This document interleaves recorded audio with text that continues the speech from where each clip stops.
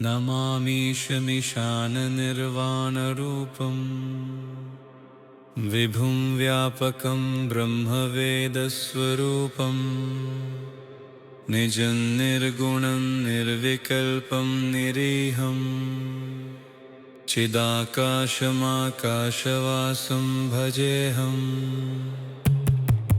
निराकार। কেদারনাথ আমাদের অনেকেরই ড্রিম ডেস্টিনেশন। কেদারনাথ ভ্রমণের এই ভিডিওতে আপনাদের সকলকে স্বাগত। দেবভূমি উত্তরাখণ্ডের এই কেদারনাথ মন্দির বাবা মহাদেবের 12টি জ্যোতির্লিঙ্গের মধ্যে একটি। এই ভিডিওর মাধ্যমে আমি আপনাদের সাথে শেয়ার করব কেদারনাথ ভ্রমণের সমস্ত ইনফরমেশন আর সাথে আমাদের এক্সপিরিয়েন্স। যেরকম হরিদ্বার স্টেশন থেকে আপনারা পার্সোনাল কার বা শেয়ারিং কার বা বাসে কিভাবে সোনপ্রয়াগ পৌঁছাবেন, যাওয়ার পথে রাস্তায় কি কি দেখবেন, আপনাদের সোনপ্রয়াগ অবধি পৌঁছাতে কীরকম খরচা পড়বে, সোনপ্রয়াগ বা তার কাছাকাছি থাকার কি ব্যবস্থা রয়েছে, পার্সোনাল কারে আসলে আপনারা পার্কিং কোথায় করবেন, গৌরীকুণ্ডে রয়েছে গৌরী দেবী মন্দির আর তপ্তকুণ্ড, যেখানে স্নান করে কেদারনাথের পবিত্র যাত্রা আপনি শুরু করতে পারবেন। গৌরীকুণ্ডের এই মন্দির থেকে কেদারনাথ মন্দিরের ডিস্টেন্স হচ্ছে 16 কিলোমিটার। এই রাস্তার মধ্যে কি কি প্রবলেম হতে পারে বা কি কি ফেসিলিটিস রয়েছে,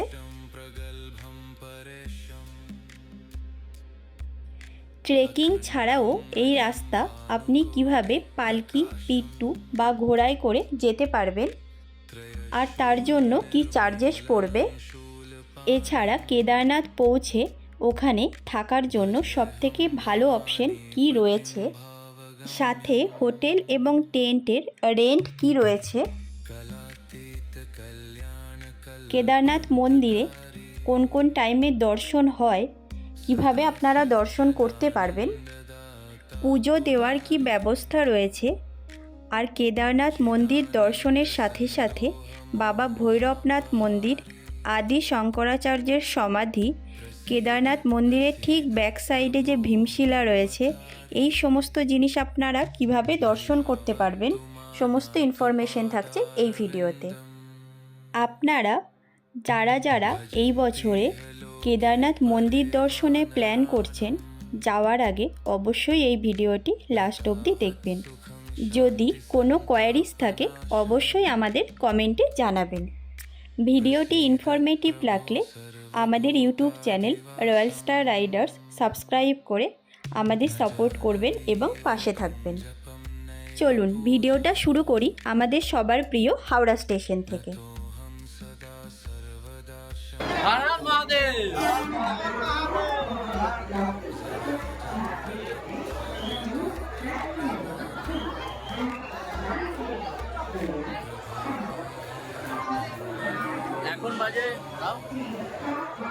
এখন বাজে 7টা, আমাদের 8:25 ট্রেন। আমরা চলে এসেছি তাড়াতাড়ি, সব একসাথে গুছিয়ে ট্রেনে উঠবো। আমাদের ট্রেনের নাম হচ্ছে দুন এক্সপ্রেস, যেটা হরিদ্বার নাম হবে। আমাদের ট্রেন ছিল 13009 দুন এক্সপ্রেস। নির্ধারিত সময়ে হাওড়া স্টেশন থেকে ছেড়েও দিয়েছে।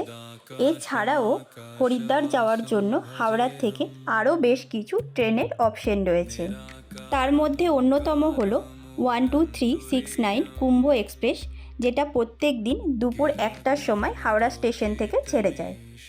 যেতে যেতে আপনাদের সাথে কিছু ইনফরমেশন শেয়ার করে নিই।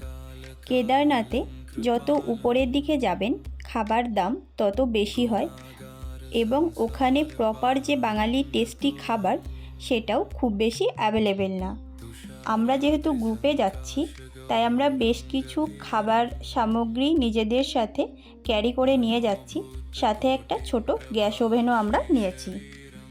এতে আমাদের টোটাল যে ট্রাভেলিং কস্ট সেটা অনেকটা কম পড়েছে, সাথে আমরা প্রত্যেকটা জায়গায় টেস্টি খাবারও পেয়েছি। হাওড়া টু হরিদ্বার 1500 কিলোমিটার এই ডিস্টেন্স কভার করতে ট্রেনের টাইম লাগে অ্যাপ্রক্সিমেট 25 থেকে 30 ঘন্টা মতো। স্লিপার ক্লাসের ভাড়া শুরু হচ্ছে 650 টাকার থেকে, আর এসি 3 টায়ারের ভাড়া শুরু হচ্ছে অ্যাপ্রক্সিমেট 1700 টাকা থেকে। नमामीशमिशाननिर्वाणरूपम् विभुं व्यापकं ब्रह्मवेदस्वरूपम्। প্রায় 60টারও বেশি ইন্টারমিডিয়েট স্টেশন ক্রস করে ট্রেন আমাদের একদম এক্স্যাক্ট টাইমে নামিয়ে দেয় হরিদ্বার স্টেশনে। হরিদ্বার স্টেশনের ঠিক বাইরেই রয়েছে বাবা মহাদেবের এই বিশাল বড় মূর্তিটি। স্টেশনের বাইরে ব্রেকফাস্ট করে আমরা বেরাই সোনপ্রয়াগের উদ্দেশ্যে। 7টা বাজতে যায়, আমরা বেরোচ্ছি। ধারী দেবী মন্দির দর্শন করব, তারপর সোনপ্রয়াগে গিয়ে দাঁড়াবো। কালকে আমাদের কেদারনাথ ট্রেক স্টার্ট হবে। চলুন আমাদের সাথে, এনজয় করুন ট্রিপটা। হরিদ্বার স্টেশনের একদম বাইরের থেকেই শেয়ারিং বাস বা শেয়ারিং গাড়ি পেয়ে যাবেন। বাসের ভাড়া পড়বে অ্যাপ্রক্সিমেট পার পারসন 600 টাকা, আর শেয়ারিং কারে পড়বে 800 থেকে 850 টাকা। আমরা যেহেতু গ্রুপে এসেছি, আমরা গ্রুপে একটা গাড়ি ভাড়া করেছি। যদি আপনারা কম খরচে ঘুরতে চান, অবশ্যই 8 থেকে 9 জনের একটা গ্রুপ বানাবেন। সেক্ষেত্রে গাড়ির ভাড়াটা শেয়ারিং হয়ে অনেকটা কমে যায়। প্রথমবার দেবভূমিতে এসে এখানকার প্রাকৃতিক সৌন্দর্য ও দূষণমুক্ত পরিবেশ আমাদের ভীষণভাবে মুগ্ধ করেছে। প্রত্যেকটা পাহাড়, প্রত্যেকটা রাস্তা যেন ফ্রেমে বাঁধানো ক্যানভাসের মতো। এই যে বন্ধুরা, আমরা চলে এসেছি এখন দেবপ্রয়াগে। পেছনে দেখতে পাচ্ছেন অলকনন্দা নদী আর ভাগীরথী নদী মিশে গঙ্গা হয়েছে, দেখুন। প্রায় 80 থেকে 90টা সিঁড়ি দিয়ে নিচে নেমে দূরে পূর্ণ স্নানের জন্য একটা বাঁধানো ঘাট রয়েছে। পসিবল হলে আপনারা এখানে পূর্ণ স্নান করতে পারেন। হরিদ্বার স্টেশন থেকে সোনপ্রয়াগ অবধি এই 230 কিলোমিটার ডিস্টেন্স যেতে টাইম লাগে অ্যাপ্রক্সিমেট 8 থেকে 9 ঘন্টা মতো। উত্তরাখণ্ডের প্রত্যেকটা কর্নারের সৌন্দর্য জাস্ট অতুলনীয়। আমরা এসে গেছি ধারীমাতা টেম্পলে। মন্দিরের সামনে যে দোকান থেকে আপনারা পুজোর ডালা পারচেস করবেন, সেখানেই গাড়ি পার্ক করতে পারবেন। অলকনন্দা নদীর ঠিক মধ্যেখানে তৈরি হয়েছে এই পবিত্র মন্দির। মেন রাস্তার থেকে বেশ কিছুটা নিচে নামতে হবে মায়ের দর্শনের জন্য।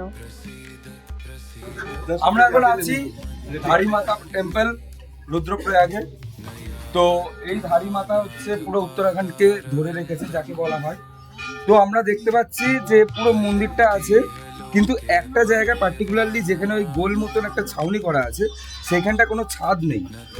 আমরা মানে এটা উত্তরাখণ্ডের লোকের থেকে শোনা কথা যে যতবার মায়ের মাথায় ছাউনি দেওয়া হয়েছে, ততবারই উত্তরাখণ্ডে কোনো না কোনো বিপদ বা কোনো না কোনো দুর্যোগ এরকমের সাক্ষী হয়েছে উত্তরাখণ্ড।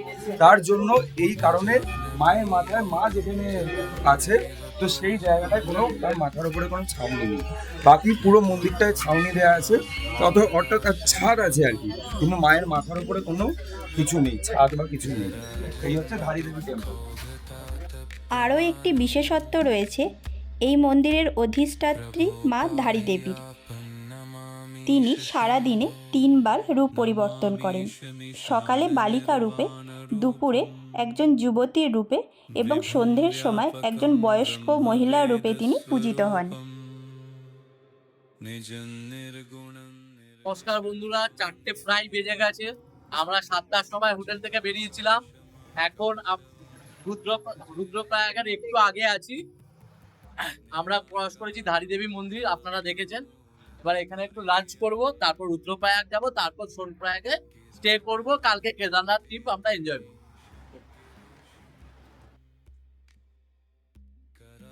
এখানে ভেজ থালির দাম ছিল 300 টাকা করে, আর খাবারের কোয়ালিটি ছিল একদম নর্মাল, কিন্তু হোটেলের চারপাশের ভিউ ছিল জাস্ট অসাধারণ।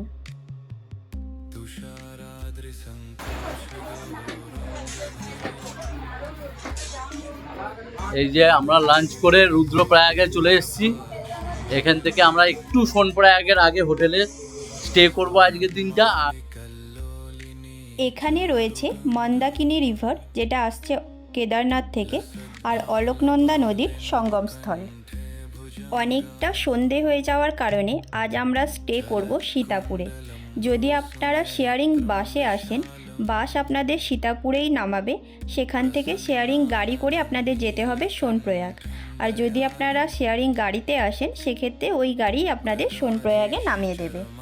আর সোনপ্রয়াগের তুলনায় সীতাপুরে হোটেলের ভাড়াটাও কিন্তু একটু কম পড়ে। গুড ইভিনিং গাইস, এখন বাজে 8টা। আমরা চলে এসেছি সোনপ্রয়াগের একটু আগে সীতাপুরে।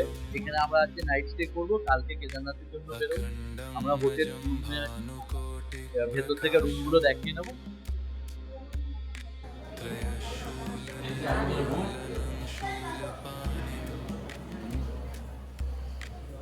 বাথরুম,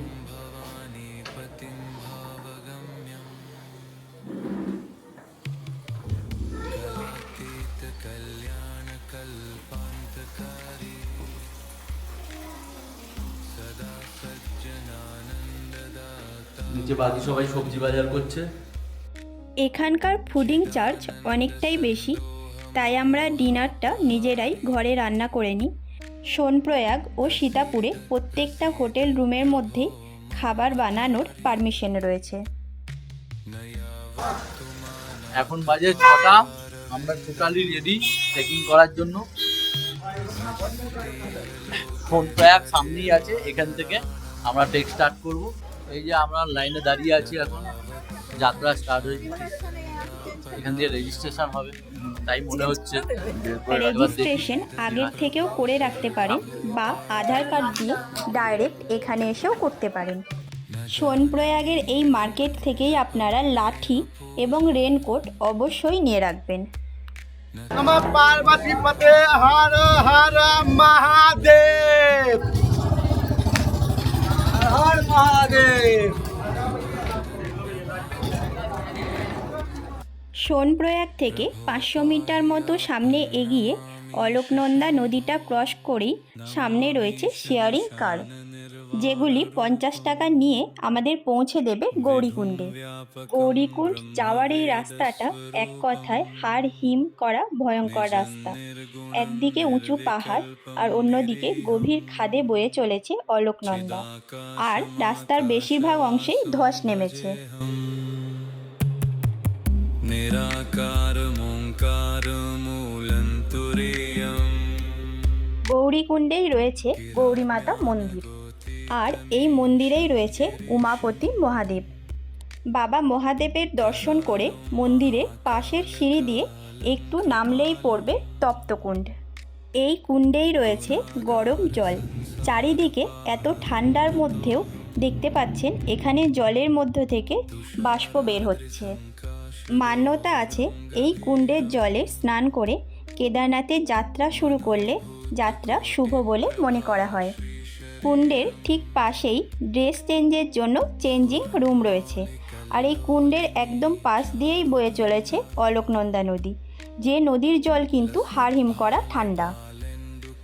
এখান থেকে 500 মিটার মতো এগালেই পড়বে কেদারনাথ ট্রেকিংয়ের এই এন্ট্রি গেট। এই এন্ট্রি গেট থেকেই কেদারনাথ মন্দিরের ডিস্টেন্স হচ্ছে 16 কিলোমিটার। এই এন্ট্রি গেটটা ক্রস করলেই রয়েছে পালকি, পিট্টু বা ঘোড়ায় করে যাওয়ার অপশন। ঘোড়াতে 3 থেকে 3,500, পিট্টুতে 6 থেকে 7,000, আর পালকিতে 10 থেকে 12,000 অবধি চার্জেস হয়ে থাকে। তবে এই রেটটা ডিপেন্ড করে কত মানুষ সেই দিনে কেদারনাথে যাচ্ছেন তাদের চাহিদার ওপর। এই 16 কিলোমিটার ট্রেকিং রোডের যে সৌন্দর্য জাস্ট অসাধারণ। প্রায় 5 কিলোমিটার মতো হেঁটে আমরা এক জায়গায় বসে ব্রেকফাস্ট করি। পার প্লেট ম্যাগির দাম ছিল 60 রুপিস। এক্সপিরিয়েন্স কেমন বলো? এখন সবে 5 ভাগের 1 ভাগ এসেছি কেদারনাথের জন্য। খুবই টায়ার্ড, রাতে ভালো ঘুমও হয়নি। এখন ম্যাগি খাচ্ছি, ম্যাগি খেয়ে দেখি কত কি যা যায়। এখানকার এক্সপিরিয়েন্স হচ্ছে ঘোড়া এক্সপিরিয়েন্স খুব একটা ভালো না, খুবই খারাপ। ঘোড়া মানে চলার জন্য খুব খারাপ। আর তোমাদের কিছু এক্সপিরিয়েন্স বলার আছে? আমাদের ভয় লাগছে, আমাদের লাগেজটা শুধু সরে গেলে ভালো হয়, আমরা পুরো হেঁটে যাবো।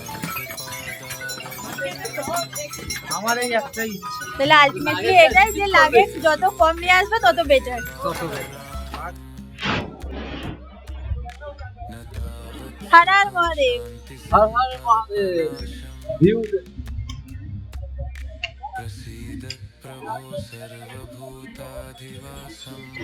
এই টোটাল রাস্তাতে প্রায় কয়েকশো ঝর্ণা রয়েছে। চারিপাশের যে প্রাকৃতিক সৌন্দর্য ভীষণ সুন্দর। এখানকার এই চারিদিক সবুজে ঘেরা ও দূষণমুক্ত পরিবেশ ট্রেকিংয়ের জন্য একদম পারফেক্ট। তবে এখানে ঘোড়ার সংখ্যা এতটাই বেশি হয়ে গেছে যে আমাদের মতো যারা হেঁটে যাচ্ছেন তাদের জন্য এটা একটা অনেক বড় প্রবলেম। হেঁটে যাওয়ার মতো রাস্তায় ওনারা দিতে চান না। আরও একটা বড় প্রবলেম রয়েছে এখানে, পাহাড়ের ওয়েদার অ্যাকচুয়ালি আনপ্রেডিক্টেবল, তাই এখানে যখন তখন বৃষ্টি হতে থাকে। আর বৃষ্টির মধ্যে ট্রেক করা একটু প্রবলেমেটিক। বৃষ্টির জল বা ঝর্ণার জল সাথে ঘোড়ার পটি সব কিছু মিলিয়ে টোটাল রাস্তাটাই কিন্তু বেশ স্লিপারি, তাই প্রত্যেকটা স্টেপ কিন্তু দেখে ফেলতে হবে। ট্রেকিংয়ের রাস্তায় একটু পরপরই কিন্তু ওয়াশরুম আর জলের ব্যবস্থা রয়েছে। এটা টোটাল ট্রেকিংয়ের জন্য একটা অনেক বড় অ্যাডভান্টেজ। কোনো অসুবিধা হলে স্টে করার জন্য রাস্তার দুধারেই প্রচুর থাকার টেন্টের অপশন রয়েছে। আমরা সকাল 8:20-তে যাত্রা শুরু করেছিলাম কেদারনাথের জন্য। আজকে আমরা মন্দির অবধি পৌঁছাতে পারিনি, কারণ সারাদিন রাস্তাতে খুব বৃষ্টি হয়েছিল। বৃষ্টির জন্য এত বেশি স্লোলি আমরা হেঁটেছি যে আজকে আর ওখান অবধি যাওয়া যায়নি। আমরা বেস ক্যাম্পেরও কিছুটা আগে, 2 কিলোমিটার মতো আগে, এখান থেকে মন্দিরের ডিস্টেন্স প্রায় 4 কিলোমিটার। এখানে একটা টেন্ট নিয়েছি, পার টেন্ট ভাড়া পড়েছে 1000 টাকা করে, আর একটা টেন্টে 2 জন থাকার মতো। এমনি সব ফেসিলিটিস আছে, ফোনে charge, electric heater, light, washroom, এসব ফেসিলিটিস আছে, কিন্তু টেন্ট খুব ছোট 2 জনের জন্য। কাল রাত্রে আমরা যে ড্রাই ফ্রুটস নিজেদের সাথে ক্যারি করছিলাম সেটাই খেয়ে শুয়ে গেছি, তাই আপনারা যখন আসবেন অবশ্যই নিজেদের সাথে কিছু ড্রাই ফ্রুট ক্যারি করবেন। এই যে কালকে রাতে আমরা কেদারনাথের একটু আগে এখানে স্টে করেছি। এটা একটা ক্যাম্প স্টে হয়েছিল, খুবই একটা অ্যাডভেঞ্চার ভিউও পেয়েছিলাম, অ্যাডভেঞ্চার মজাও লেগেছিল আমাদের। এই ছোট ছোট টেন্টগুলোতে আমরা ছিলাম। এবার আমরা কেদারনাথের জন্য সামনে 4 কিলোমিটার দূর আছে, বেরোব। পরের দিন আর্লি মর্নিং আমরা ট্রেক স্টার্ট করে দিই। যতটা তাড়াতাড়ি পৌঁছানো যায় ততটাই বেটার। ওয়েদার খুব একটা ভালো না, যে কোনো সময় বৃষ্টি শুরু হয়ে যেতে পারে। বৃষ্টির মধ্যে হেঁটে যাওয়াটা বেশ বিরক্তিদায়ক, সাথে ঘোড়া, পিট্টু, এদের ডিস্টারবেন্স তো রয়েছেই। যতটা উপরের দিকে যাচ্ছি চারিদিকে সৌন্দর্য যেন অনেকটা বেড়ে যাচ্ছে। চারিপাশের পাহাড় পুরো বরফে ঢাকা, ভাবলেই কেমন অবাক লাগছে। আমরা হেঁটে 10,000 11,000 ফিট উপরে পৌঁছে গেছি। স্নোফল বরফ পড়ছে। ফাইনালি বাবা মহাদেবের আশীর্বাদে ড্রিম সাকসেসফুল।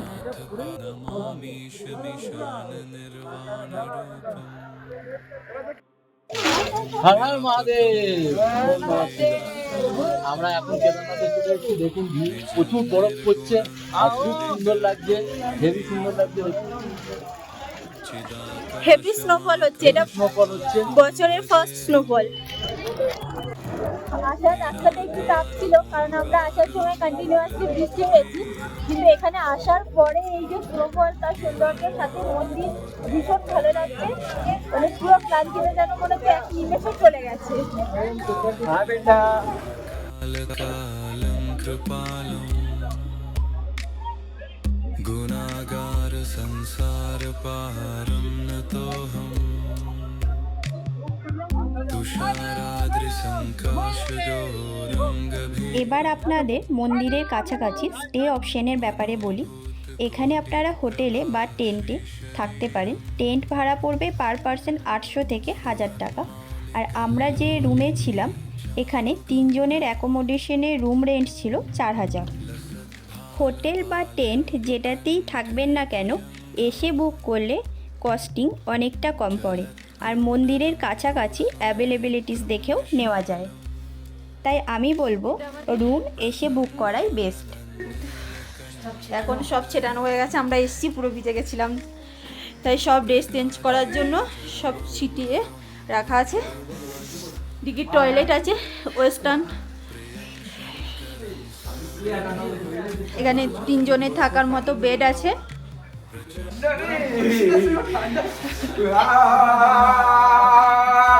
আমাকে গরম দাও, ঠান্ডা লাগছে।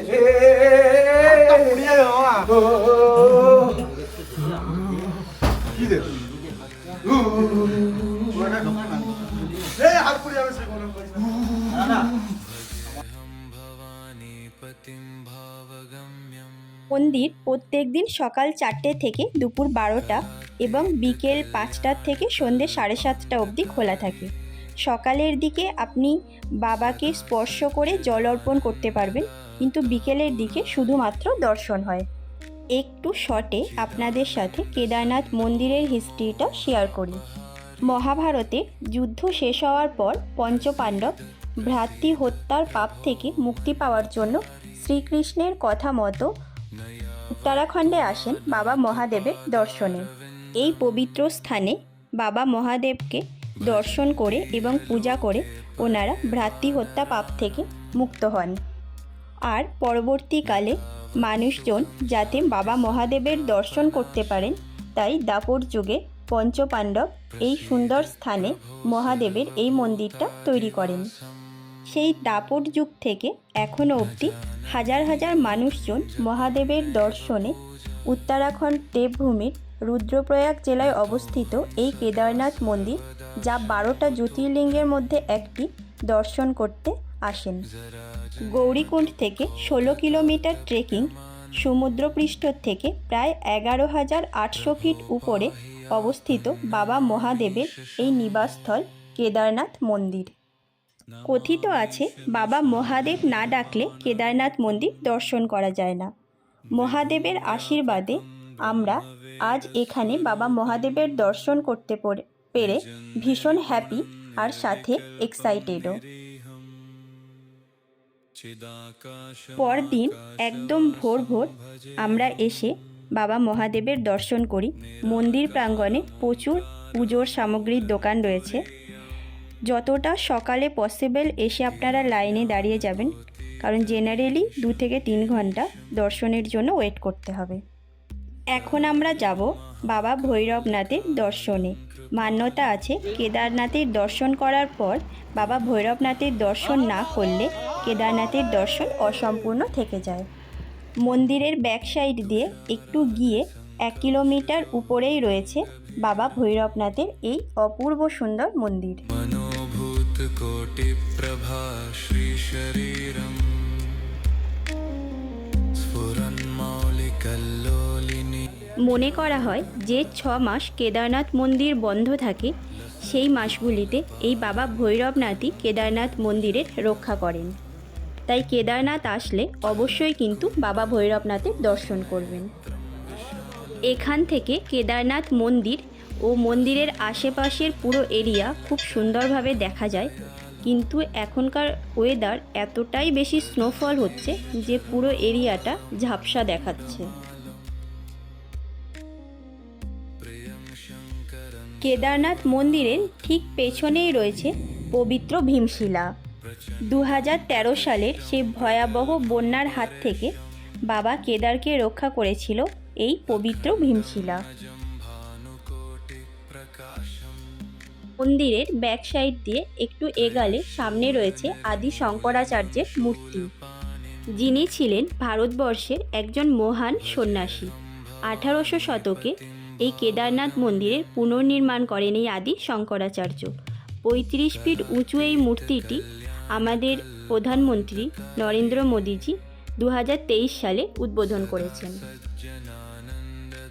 পুজো দেওয়া হয়ে গেলে মন্দিরের পেছন দিকে গিয়ে পবিত্র যে অমৃত জল সেটা সংগ্রহ করুন। এই জলটা বাবার মাথাতে অর্পণ করার জলই ড্রেনেজ সিস্টেমে এখানে আসে, সেই জলটাই এখান থেকে আমরা সংগ্রহ করে বাড়ির জন্য নিয়ে এসেছি।